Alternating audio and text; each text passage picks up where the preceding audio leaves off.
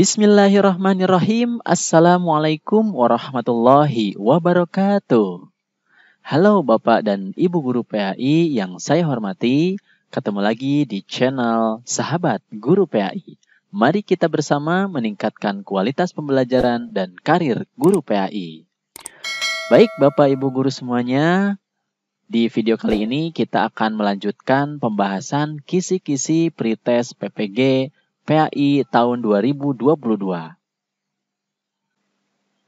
Indikator nomor 101 diberikan contoh-contoh aktivitas guru di dalam kelas dalam pembelajaran. Mahasiswa mampu mengidentifikasi langkah yang tepat dalam penerapan pembelajaran untuk mencapai abad 21. Nah, ini langkah pembelajaran yang tepat ya. Oke, kita coba lihat soalnya. Kita lihat dulu soal terakhirnya ya. Baru nanti kita lihat apakah perlu ke narasi atau tidak. Berikut ini yang merupakan konsep pembelajaran yang sesuai dengan abad 21 adalah titik-titik. Nah, kira-kira yang mana nih? Apakah perlu dibaca narasinya? Ya, silakan boleh dibaca narasinya. Kita baca ya bareng-bareng ya. Keberhasilan proses pembelajaran tidak hanya dilihat dari hasil belajar, tetapi juga dilihat dari prosesnya. Guru perlu mengubah strategi dengan menggunakan metode pendekatan yang bervariasi. Ya, lebih bersifat eksploratif, menggeser pembelajaran yang berpusat pada guru menjadi student center. Nah, ini sebenarnya tidak dibaca narasi juga tidak apa-apa ya. Tapi tidak apa-apa, tadi kita sudah baca bersama-sama. Jadi konsep pembelajaran yang sesuai dengan abad 21 itu yang mana? Apakah yang A, holistik, B, kontekstual, C, futuristik, D, kooperatif, atau yang E, semua salah? Oke. Nah, kalau sudah tahu jawabannya, Bapak Ibu tulis di kolom komentar ya. Oke, kita coba lihat pembahasannya. Nah, agar mampu menyesuaikan diri dan beradaptasi dalam masyarakat berkembang secara cepat ya di era globalisasi ini, maka perlu belajar berkarya. Nah, guru memerlukan pengetahuan akademik dan terapan, dapat menghubungkan pengetahuan dan keterampilan kreatif dan adaptif. Ya, ini karakteristik guru abad 21.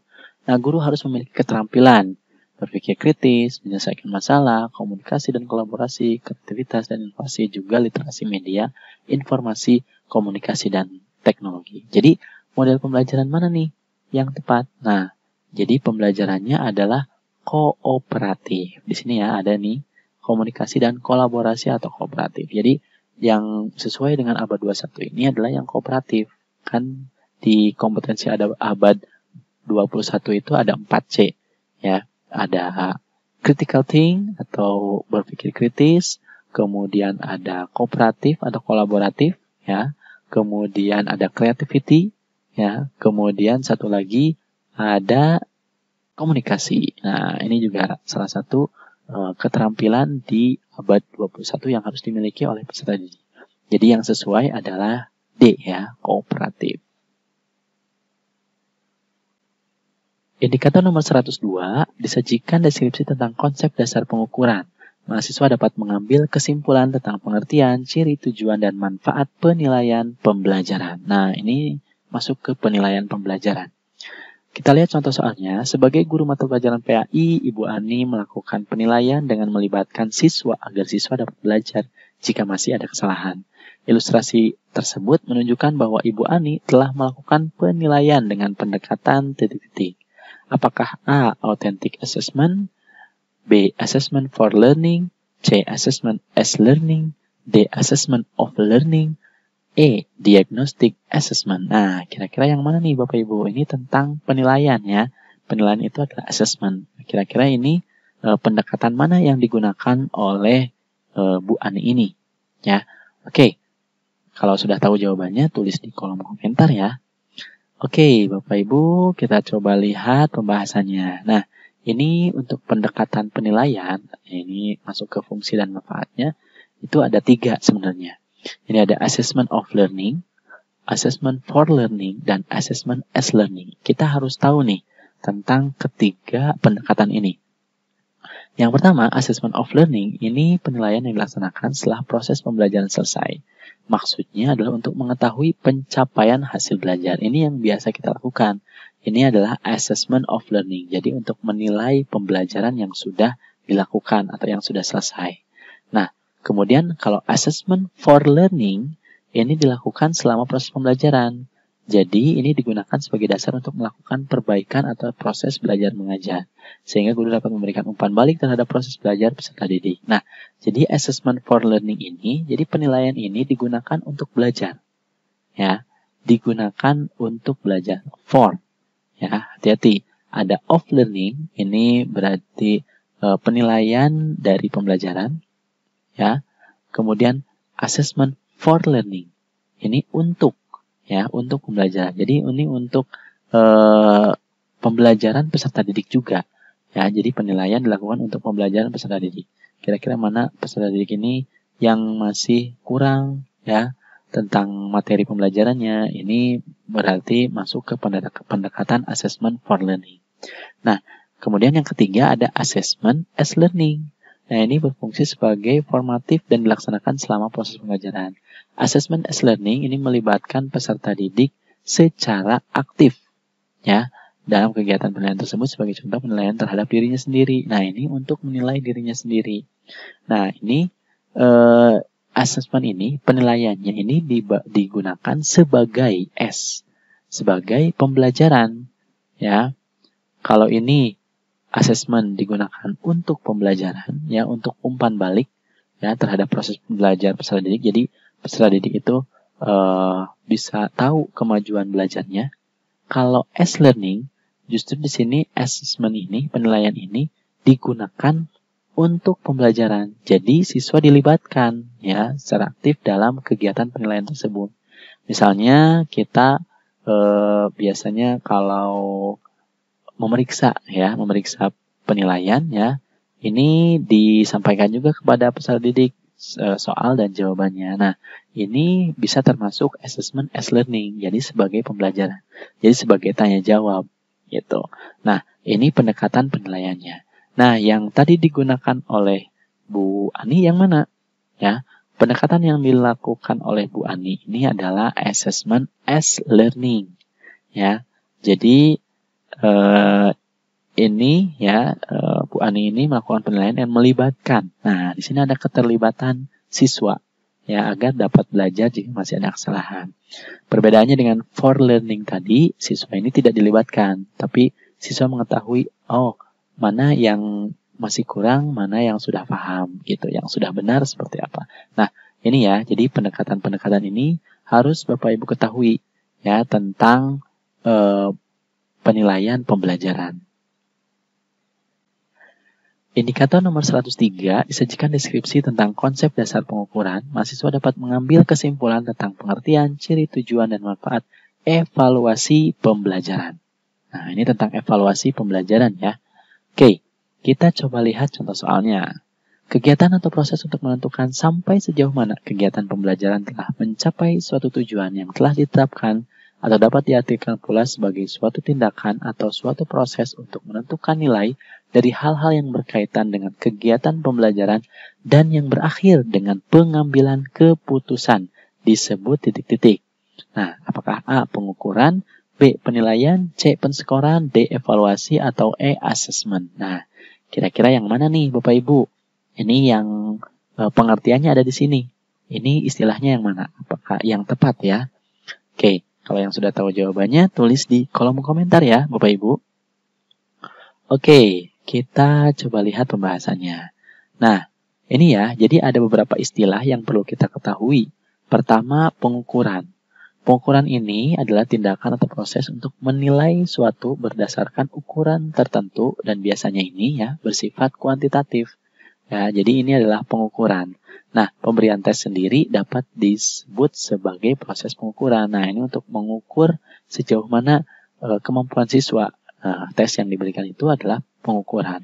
Nah, sedangkan penskoran adalah pemberian skor pada hasil pengukuran yang telah dilakukan. Jadi setelah dilakukan tes, ya, dilakukan pengukuran, kita akan memberi skor terhadap masing-masing siswa, ya. Soal pertama, benar atau salah, berapa skornya, dan sebagainya. Itu adalah proses penskoran. Kemudian penilaian adalah proses memberikan atau menentukan nilai kepada objek tertentu berdasarkan suatu kriteria tertentu seperti tuntas atau tidak, baik atau buruk. Nah, ini penilaian, ya. Jadi menilai itu memberikan nilai. Jadi setelah dilakukan pengukuran, kemudian diberi skor, nah kemudian ada nilainya kan. Nah nilainya ini disandingkan dengan kriteria tertentu. Misalkan ini tuntas atau tidak. Nah berarti ini biasanya disandingkan dengan KKM. Ya, berapa KKM-nya? Apakah siswa sudah tuntas atau belum? Kalau di bawah berarti masih belum tuntas. Kalau di atasnya berarti sudah tuntas. Nah, itu kriteria dalam penilaian. Nah, kemudian ada lagi istilah evaluasi. Ya, nah evaluasi ini diartikan suatu tindakan atau suatu proses menentukan nilai yang berakhir dengan mengambil suatu keputusan.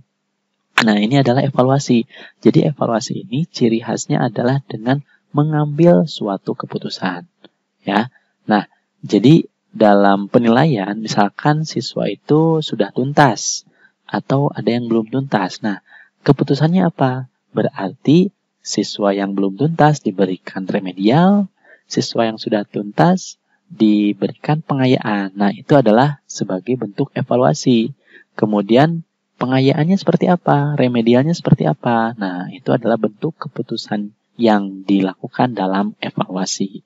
Nah, jadi ini yang di sini ya, yang di soal ini berakhir dengan pengambilan keputusan, berarti jawabannya adalah yang D, ya.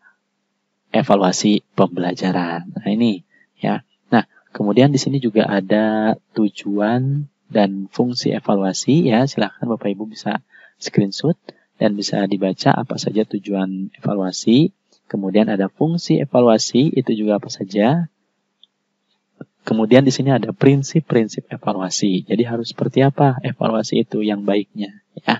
Nah, itu Bapak Ibu. Jadi Bapak Ibu harus tahu nih tentang pengertian, ciri, tujuan, dan manfaat dari evaluasi pembelajaran. Indikator nomor 104 disajikan data hasil belajar siswa. Mahasiswa dapat menentukan keterhubungan antara objek dan teknik evaluasi pembelajaran. Nah, di nomor 104 ini kita baca dulu narasinya ya. Oke, Pak Faizin selalu mencatat tingkah laku yang tampak kelebihan atau kekurangan peserta didik. Kemudian beliau juga mempersiapkan lembar observasi agar peserta didik dapat menilai teman sebangkunya. Hal ini dilakukan untuk mendapatkan penilaian yang utuh yang berkaitan dengan penilaian sikap peserta didik. Dan dari hasil catatan tersebut bisa menjadi acuan penilaian sikap peserta didik. Nah, dari ilustrasi di atas dapat diketahui bahwa Pak Faizin menggunakan instrumen penilaian sikap dalam bentuk apa? Apakah A. Jurnal dan penilaian diri, B. Observasi dan penilaian antar teman, C. Jurnal dan penilaian antar teman, atau D. Jurnal dan wawancara, atau E. Observasi dan penilaian diri. Nah, kira-kira instrumen apa yang digunakan? Ini instrumennya ya, hati-hati. Jangan sampai tertukar. Kalau sudah tahu jawabannya, silakan tulis di kolom komentar ya. Oke, kita lihat pembahasannya. Nah, ini untuk objek evaluasi belajar, ini ada ranah kognitif, afektif, dan psikomotor. Ini mungkin Bapak Ibu sudah tahu ya tentang ranah-ranah ini. Nah, untuk penilaian kompetensi sikap, ini ada teknik dan instrumen. Untuk penilaian kompetensi sikap, itu yang pertama ada observasi. Ini adalah teknik penilaian. Jadi ini adalah caranya. Ya, caranya adalah dengan mengobservasi. Nah, kemudian ini mengobservasi ini melakukan pengamatan ya kepada sejumlah perilaku yang diamati. Kemudian ada penilaian diri, jadi siswa menilai dirinya sendiri menggunakan angket biasanya. Nah, itu instrumennya adalah angket. Nah, observasi ini instrumennya adalah jurnal. Jadi, setelah dilakukan observasi atau pengamatan, dicatat dalam jurnal. Nah, ini adalah instrumennya. Ya, di sini juga ada penilaian antar peserta didik. Ya, jadi melalui angket juga biasanya instrumennya itu meminta peserta didik untuk saling menilai. Ya, kemudian juga ada wawancara. Ya, ini biasanya ditulis juga ya untuk hasil tulisan wawancaranya itu. Nah, itu instrumennya. Nah, tadi yang ditanyakan di soal adalah tentang penilaian kompetensi sikap ini. Nah, kita lihat di sini. Soalnya adalah tentang instrumen penilaian sikap. Jadi, yang diminta adalah instrumennya yang mana? Nah, tadi di sini Bapak izin mencatat. Ya, pertama berarti tekniknya adalah observasi, tapi ditulis dalam jurnal atau lembar observasi. Nah, kemudian ada yang kedua itu menilai, peserta didik menilai teman sebangkunya. Nah, ini juga berarti penilaian antar teman gitu. Nah, ini instrumennya ya, jurnal dan penilaian antar teman ya, jawabannya ini. C, jurnal dan penilaian antar teman. Jadi itu ya, hati-hati Bapak Ibu, ada teknik dan ada instrumen. Itu yang perlu diketahui ya. Kemudian selain kompetensi sikap ya, supaya mendapatkan penilaian yang autentik, itu ada juga penilaian kompetensi keterampilan. Nah, untuk kompetensi keterampilan itu ada 3 ya, di kurikulum 2013 ini ada tes praktik, ada project ya, project ini bisa berupa produk juga. Kemudian ada penilaian portofolio. Nah, kemudian di penilaian kompetensi pengetahuan ya, ini mohon maaf, pengetahuan itu ada instrumen tes tertulis, tes lisan, dan juga ada penugasan. Nah, ini 3 hal ini. Silahkan kalau yang mau membaca materinya, ini boleh di screenshot ya. Kemudian yang ini penilaian kompetensi keterampilan juga boleh di screenshot, silahkan. Dan yang ini penilaian kompetensi sikap juga boleh di screenshot. Kalau mau mendapatkan materinya bisa gabung di Bimbel PPGPAI 2022. Nanti masuk grupnya dan akan di-share di sana tentang materinya ya. Jadi ini ya Bapak Ibu tentang objek dan teknik evaluasi pembelajaran. Indikator nomor 105 disajikan contoh-contoh soal. Mahasiswa dapat menentukan kategori karakteristik soal HOTS. Nah, ini tentang soal HOTS nih, Bapak Ibu. Oke, 105. Contoh soalnya, ujian akhir semester akan tiba. Ibu Zulfa sebagai guru SKI berencana menyusun soal HOTS. Di antaranya dengan memberikan pendapatnya tentang perbandingan kisah zaman Nabi dengan zaman sekarang. Nah, soal HOTS yang akan dibuat mempunyai karakteristik antara lain. Yaitu, nah ini soal HOTS karakteristiknya apa saja? Apakah A, mengukur kemampuan level 1, level 2, dan level 3 berbasis kontekstual menggunakan soal yang homogen? Atau B, mengukur kemampuan tingkatan C4, C5, dan C6 dan berbasis kontekstual serta menggunakan beragam soal? C, level kognitif pengetahuan dan pemahaman mencakup dimensi proses berpikir, mengetahui C1 dan memahami C2. Ciri-ciri soal pada level 1 adalah mengukur pengetahuan faktual, konsep, dan prosedural. Atau D, level penalaran mencakup dimensi proses berpikir, menganalisis C4, mengevaluasi C5, dan mengkreasi C6. Nah, atau E, mengukur kemampuan level 1, level 2, level 3 berbasis kontekstual menggunakan beragam soal. Nah, ini kira-kira yang mana nih Bapak Ibu untuk soal yang HOTS ini karakteristik. Nah, kalau sudah tahu jawabannya, tulis di kolom komentar ya. Oke, kita coba lihat pembahasannya. HOTS atau Higher Order Thinking Skill, ini kemampuan berpikir tingkat tinggi. Ya, yaitu kemampuan berpikir yang tidak sekedar mengingat, menyatakan kembali, atau merujuk tanpa melakukan pengolahan, tetapi kemampuan transfer satu konsep ke konsep lain, memproses dan menerapkan informasi, mencari kaitan dari berbagai informasi yang berbeda-beda, dan lain sebagainya. Nah, ini jadi karakteristik, ini pengertian HOTS ya. Jadi HOTS itu tidak hanya mengingat, tidak hanya menyebutkan, tidak hanya memahami, tapi lebih tinggi dari itu. Nah, untuk karakteristiknya, pertama, mengukur kemampuan tingkat tinggi. Nah, apa yang diukur? Yang diukurnya itu adalah kemampuan tingkat C4, C5, dan C6. Nah, ini Bapak Ibu juga harus tahu berarti level ranah kognitif. Ya, ini C4 berarti menganalisis, C5 itu mengevaluasi, dan C6 itu mengkreasi. Ya, nah, ini pokoknya C4, C5, dan C6. Nah, ini tingkatan yang dinilai oleh soal-soal HOTS ini. Nah, kemudian berbasis masalah kontekstual. Ya, jadi soal-soal HOTS ini asesmen yang berbasis situasi nyata dalam kehidupan sehari-hari. Jadi tidak hanya berupa teori-teori saja atau berupa tekstual, konsep, ya, tapi berbasis masalah kontekstual. Nah, kemudian ya, yang ketiganya bertujuan untuk meningkatkan mengembangkan HOTS, sikap dan perilaku positif dan peserta didik serta memperbaiki pembelajaran dan berusaha meningkatkan kualitas pembelajaran. Terus proses penilaiannya dapat pula terintegrasi dengan proses pembelajaran dan bersifat ongoing. Jadi boleh dalam pembelajaran ya, ketika pembelajaran langsung diberikan soal HOTS itu juga tidak masalah ya. Nah, kemudian yang E menggunakan bentuk soal yang beragam. Nah, jadi jawabannya apa nih? Karakteristik tadi yang ada dalam soal Bapak Ibu? Jawabannya adalah yang B ya, mengukur kemampuan tingkatan C4, C5, dan C6 dan berbasis kontekstual serta menggunakan beragam soal. Kenapa tidak yang lain? Ya, jadi tidak mengukur kemampuan level 1 dan level 2 ya. Jadi hanya level 3 aja. Level 3 itu C4, C5, dan C6. Nah, tadi jawabannya yang B ini. Mengukur kemampuan tingkat C4, C5, C6 dan berbasis kontekstual. Nah, kalau yang C ini tidak ya, level kognitif C1 dan C2. Ini bukan karakteristik soal HOTS. Nah, ini adalah level kognitif yang disebutkan. Nah, yang D juga sama, yang disebutkan hanya level penalarannya saja, bukan mengukur. Ya, bukan mengukur C4, C5, dan C6. Tapi ini hanya level penalaran saja. Nah, yang E ini mengukur kemampuan level 1 dan level 2 ini juga salah. Ya. Jadi, yang tepat jawabannya adalah B ya. Jadi, Bapak Ibu harus tahu nih tentang karakteristik soal HOTS.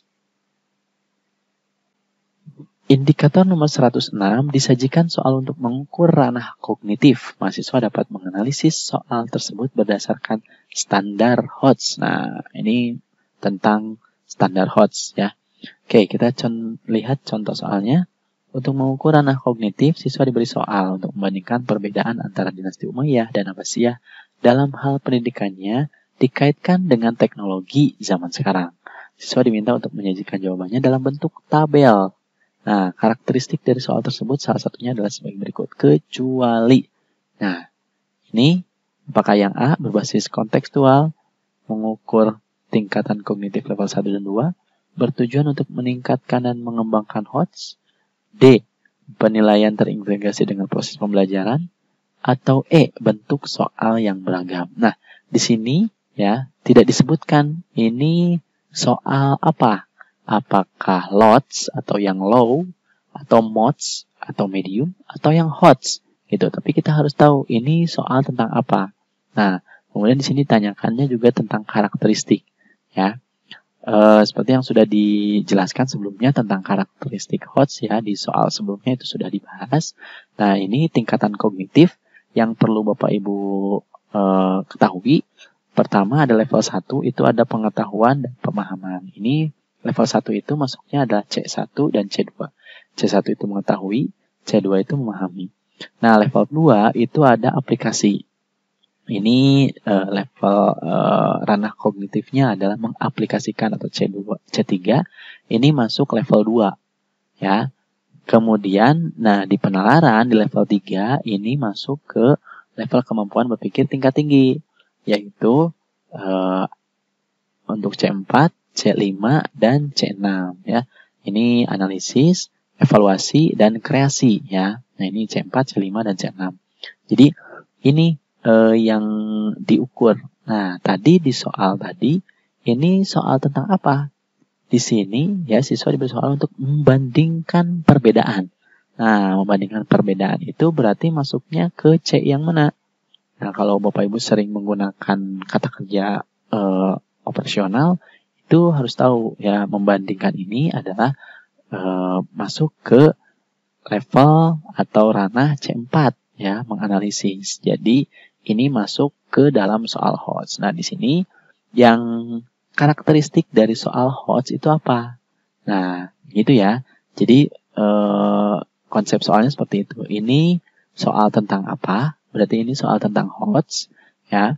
Nah, kemudian ditanyakan adalah karakteristik dari soal HOTS ini. Ya, kecuali.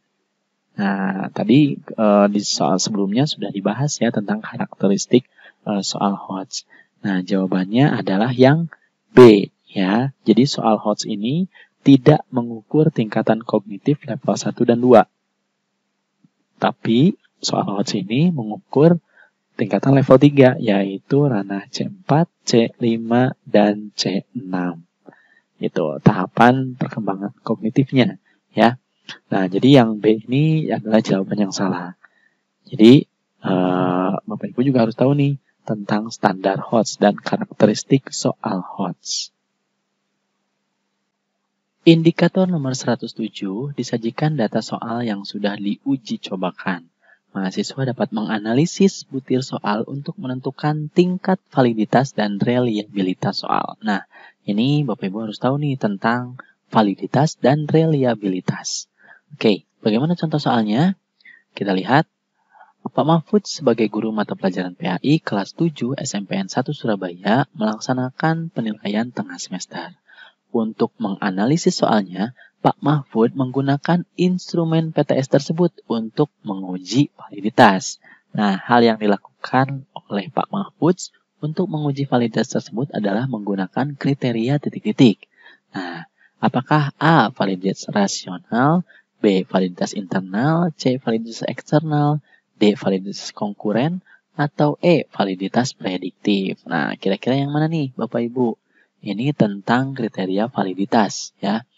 Oke, kalau sudah tahu jawabannya, ketik di kolom komentar ya Bapak Ibu. Kita coba lihat pembahasannya. Nah, ini apa sih yang dimaksud dengan validitas dan reliabilitas?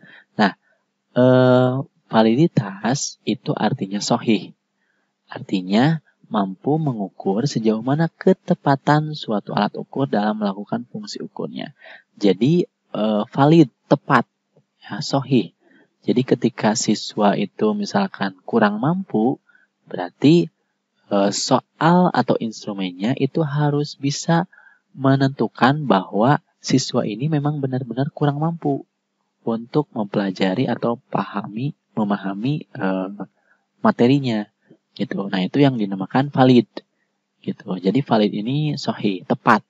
Gitu ya. Kalau siswanya pintar ya atau misalkan pemahamannya bagus ya, instrumen soal yang valid itu harus bisa menentukan bahwa siswa ini benar-benar bagus pemahamannya ya. Hasilnya itu ketahuan gitu dari instrumen tersebut. Nah, ini fungsi dari validitas. Nah, analisis butir soal ini menganalisis butir dari taraf sukarnya, daya pembedanya. Taraf sukar ini artinya apakah soal ini mudah, sedang, atau sukar, ya sulit. Atau daya pembedanya, ini bisa membedakan siswa yang kurang paham atau yang sudah paham atau tidak, gitu. Kemudian fungsi distraktornya, ya. Ini kan kalau biasanya pilihan ganda itu ada pilihan jawaban ya, ada pilihan jawaban. Nah, distraktor itu sebagai pengecoh, ini apakah berfungsi dengan baik atau tidak. Nah, itu adalah analisis butir soal. Nah, di sini di analisis butir soal itu ada 2 jenis ya. Untuk lebih jelasnya nih, kita coba lihat dulu bagannya. Nah, ini untuk pengujian validitas. Nah, untuk analisis itu ada validitas rasional ya, yaitu validitas isi dan ada validitas konstruk. Ada juga validitas empiris, yaitu kriterianya menggunakan kriteria internal dan ada kriteria eksternal. Di kriteria eksternal ini ada menggunakan validitas prediktif dan ada menggunakan validitas konkuren. Nah, soal yang tadi ya, ketika Pak Mahfud itu menggunakan instrumen itu sendiri untuk menguji validitasnya. Berarti menggunakan kriteria yang mana? Nah, kita coba bahas dulu. Ini ada validitas rasional. Validitas rasional ini berdasarkan hasil dari pemikiran, ya. Jadi ini biasanya diambil dari seorang yang ahli, ya. Seorang yang ahli, jadi dia melihat instrumennya seperti apa, ya. Nah, di sini melihat instrumen itu yang dilihat adalah isinya. Isinya atau konten dari instrumennya itu apakah sesuai atau tidak, ya, valid atau tidak, tepat atau tidak, gitu. Nah, kemudian dari konstruksi instrumennya, ini apakah tepat juga atau tidak, ya, konstruksi soalnya benar atau tidak, gitu. Nah, itu validitas rasional. Nah, jadi bukan ini ya jawabannya. Nah, kemudian yang kedua itu ada validitas, di sini ada validitas empiris. Nah, validitas empiris ini validitas yang ditentukan berdasarkan kriterianya. Jadi ada kriteria tertentu. Jadi tidak perlu ditanyakan kepada ahli, ya, tapi ditentukan berdasarkan kriteria. Meskipun sebenarnya kriteria ini dibuat oleh ahli juga, gitu ya. Tapi kita menentukannya berdasarkan kriteria. Nah, apa saja kriterianya? Untuk kriterianya itu ada kriteria internal. Jadi kriteria internal ini tes atau instrumen itu sendiri yang menjadi kriterianya. Nah, tadi ya yang dilakukan oleh Pak Mahfudz itu berarti adalah kriteria internal, ya, validitas internal. Kita lihat jawabannya nih. Jawabannya adalah ya, betul ya, jawabannya yang B, yaitu validitas atau kriteria internal. Jadi, ya, satu butir soal itu dibandingkan dengan skor totalnya. Jadi ada rumus tertentu, ya, rumus untuk menentukan validitas soalnya. Ini Bapak Ibu bisa melihat nanti di korelasi produk momen atau rumus-rumusnya itu banyak sekali. Tapi intinya kriteria internal ini melihat ya satu butir soal itu apakah sesuai dengan skor totalnya. Misalnya gini, satu butir soal itu ya, misalkan banyak siswa cerdas yang menjawab betul. Berarti soal tersebut valid gitu. Intinya seperti itu pemahamannya atau konsepnya seperti itu. Jadi kalau soal-soal tersebut bisa dijawab oleh anak-anak yang pintar, ya, berarti itu valid. Tapi kalau misalkan skor tersebut atau soal tersebut misalkan untuk anak-anak yang pintar juga tidak bisa menjawabnya. Justru ada anak-anak yang nilainya di bawah bisa menjawab hal tersebut. Nah, itu berarti soalnya tidak valid. Nah, itu perlu diganti. Nah, itu ya. Jadi itu tentang validitas, terutama menggunakan kriteria internal. Ini yang biasanya digunakan ya untuk menentukan validitas. Nah, kemudian ada juga yang lain kriteria eksternal. Ini membandingkannya bukan dari skor total ya. Kalau tadi kriteria internal itu dari skor total, kalau kriteria eksternal ini dari instrumen yang lain gitu. Jadi di luar tes yang lain. Jadi ditentukan oleh instrumen yang lain. Nah, di sini ada validitas prediktif ya. Jadi ini bisa memprediksi lah. Katakan bisa memprediksi siswa yang akan datang ini apakah mendapatkan nilai yang bagus atau tidak gitu. Kemudian ada juga validitas konkuren. Nah, ini Bapak Ibu bisa membaca ininya ya, penjelasannya. Nah, ini kemudian ada juga tentang reliabilitas. Nah, kalau tadi validitas itu adalah ketepatan soal, bisa menentukan apakah siswa tersebut memahami materi atau tidak ya. Kalau reliabilitas ini bertujuan untuk mengetahui sejauh mana tingkat kepercayaan atau konsistensi instrumen tersebut untuk mengukur, sehingga dapat ditentukan apakah tes hasil belajar yang disusun telah memiliki daya keajegan atau kepercayaan yang tinggi atau tidak. Jadi maksudnya instrumen tersebut kalau digunakan kembali apakah bisa atau tidak gitu. Nah, itu namanya reliabilitas ya. Jadi kepercayaannya. Kalau misalkan reliabilitasnya bagus ya di sini, misalkan di atas 0,70 ya setelah dimasukkan ke dalam rumus, itu berarti soal tersebut bisa digunakan kembali di masa yang akan datang. Itu maksudnya ya. Jadi kalau reliabilitasnya kurang bagus ya, berarti di masa yang akan datang soalnya harus diganti lagi. Gitu, harus diganti lagi karena instrumen itu tidak bisa dipercaya atau tidak memiliki daya keajegan yang tinggi gitu. Nah, itu ya perbedaan antara validitas dengan reliabilitas. Jadi Bapak Ibu sekarang seharusnya sudah paham tentang validitas dan reliabilitas ya. Mohon maaf kalau penjelasannya terlalu panjang ya, tapi Bapak Ibu bisa membaca kembali nanti di materi yang disampaikan di sini ya.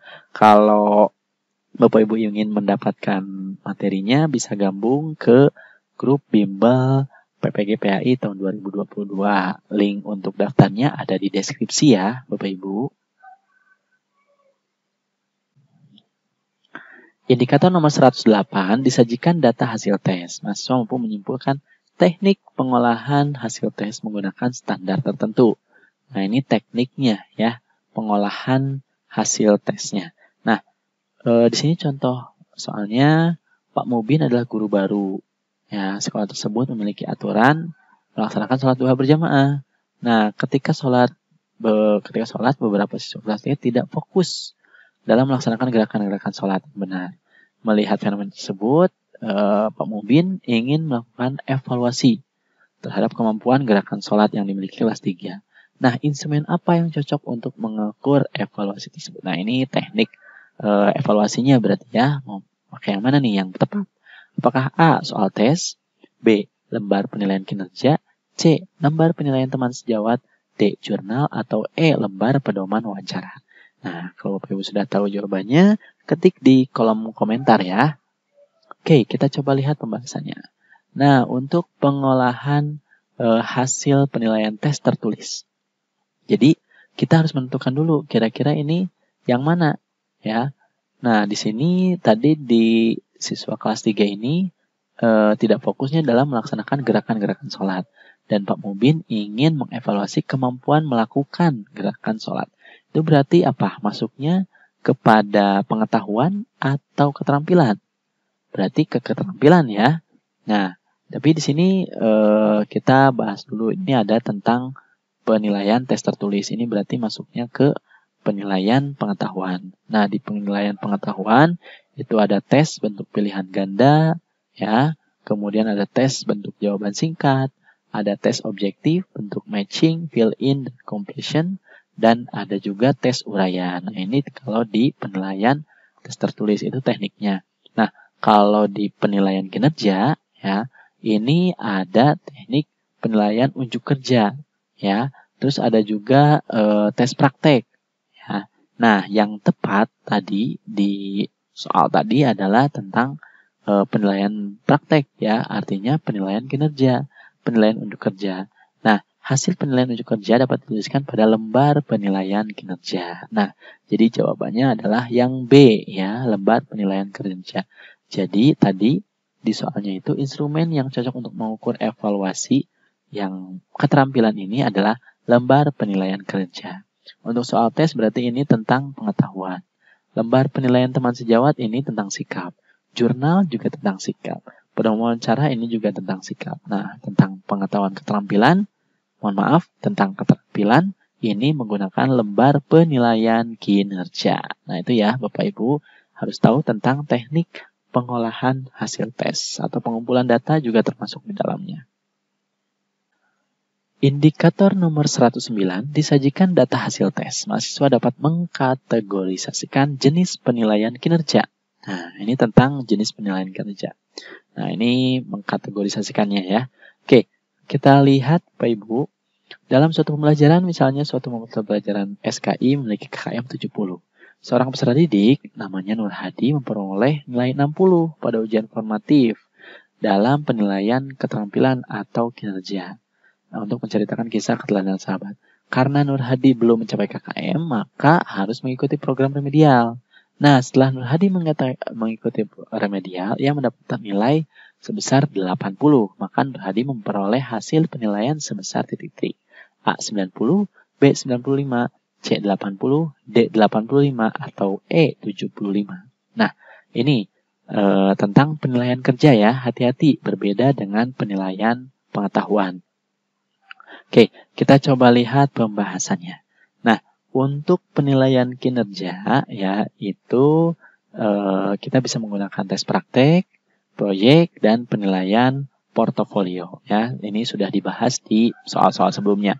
Nah, dalam penilaian pengetahuan, hasil yang didapatkan siswa apabila siswa melakukan remedial dapat menggunakan beberapa cara, di antara dengan membagi rata, ya, nilai awal dan nilai setelah remedial, kemudian memberikan nilai sesuai KKM, atau memberikan nilai terakhir setelah remedial. Nah, cara-cara tersebut memiliki kelebihan dan kekurangan masing-masing.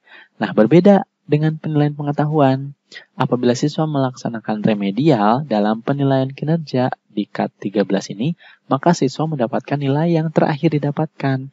Artinya, nilai yang didapatkan adalah nilai setelah remedial. Itu kalau penilaian pengetahuan, itu kalau penilaian keterampilan. Ya, jadi berbeda dengan penilaian pengetahuan. Jadi di contoh soal ini ya, setelah mengikuti remedial ya, karena ini tentang penilaian kinerja atau penilaian keterampilan, maka setelah remedial itu mendapatkan nilai 80. Jadi jawabannya adalah yang C ya. Siswa tersebut mendapatkan nilai akhir yaitu 80. Ya, ini hati-hati Bapak Ibu, berbeda dengan penilaian pengetahuan. Kalau pengetahuan tadi bisa dibagi rata, bisa sesuai KKM, atau bisa nilai terakhir. Ya, tapi kalau untuk yang keterampilan itu mendapatkan nilai yang terakhir didapatkan. Indikator nomor 110 disajikan materi tentang program remedial. Mahasiswa dapat menganalisis konsep program remedial untuk menentukan kuantitas dan kualitas suatu objek dalam pembelajaran. Nah, ini tentang program remedial ya, Bapak Ibu. Contoh soalnya, program remedial dapat dilaksanakan melalui bimbingan secara perorangan bila ada beberapa peserta didik yang mengalami kesulitan yang berbeda-beda, sehingga memerlukan bimbingan secara individual. Adapun bimbingan yang diberikan disesuaikan dengan titik-titik. Nah, ini kita lihat ini secara individual ya. Apakah A, tingkat kesulitan yang dialami oleh peserta didik? B, tingkat kepahaman yang dialami oleh peserta didik? Tingkat kesamaan kesulitan yang dialami secara kelompok, D, tingkat kepahaman yang dialami secara kelompok, atau E, tingkat kesulitan yang dialami oleh peserta didik secara berkelompok. Nah, kira-kira yang mana nih jawabannya Bapak Ibu? Tulis di kolom komentar ya. Ini tentang program remedial. Nah, di sini ada pembahasan tentang pembelajaran remedial ya. Intinya pembelajaran remedial ini kelanjutan dari pembelajaran biasa. Ya, jadi untuk siswa yang masih belum tuntas belajar, ya, karena mengalami kesulitan belajar, ya, maka siswa ini diberikan remedial. Nah, kesulitannya itu berbeda-beda. Ada yang tinggi, ada yang sedang, dan ada yang rendah. Tujuan pembelajaran remedial adalah membantu mengatasi kesulitan peserta didik melalui perlakuan pengajaran. Nah, jadi di sini ya, ini yang disesuaikan ya adalah dengan tingkat kesulitannya. Nah, tapi di sini karena soalnya adalah tentang secara individual, maka yang disesuaikan adalah dengan tingkat kesulitan yang dialami oleh peserta didik. Jadi jawabannya adalah yang A ya. Nah, ini tingkat kesulitan yang dialami oleh peserta didik. Nah, ini tentang pembelajaran remedial ini, Ini ada prinsip-prinsipnya, ya silahkan boleh di screenshot. Ini ada adaptif, interaktif, kemudian harus dengan berbagai metode pembelajaran, pemberian umpan balik, dan berkesinambungan. Ini prinsip program remedial. Kemudian di sini ada langkah-langkahnya nih. Nah, pertama analisis dulu kebutuhannya, kemudian disusun rencananya, kemudian dilaksanakan, kemudian ada penilaian lagi. Jadi setelah remedial, ya ada penilaian lagi dan penetapan nilai. Nah, penetapan nilainya itu boleh tadi ya, kalau di soal sebelumnya itu sudah dibahas bagaimana untuk penetapan nilainya. Nah, di sini untuk penunjang keberhasilan pelaksanaan pembelajaran remedial ini harus melihat hal-hal seperti ini ya, mengenal peserta didik yang mengalami kesulitan belajar, kemudian faktor-faktor penyebabnya harus tahu, kemudian usaha perbaikannya yang harus tahu yang seperti apa gitu. Nah, jadi Bapak Ibu untuk pembelajaran remedial ini harus dipahami juga ya tentang tadi ada tentang pengertiannya, prinsip-prinsipnya, kemudian langkah-langkahnya, dan juga di sini ada juga materi tentang penunjang keberhasilan pelaksanaan program remedial. Baik Bapak Ibu Guru PAI semuanya, untuk video kali ini dicukupkan dulu sampai di sini. Ya, untuk kisi-kisi soal dan pembahasan materi berikutnya itu akan disampaikan di video berikutnya.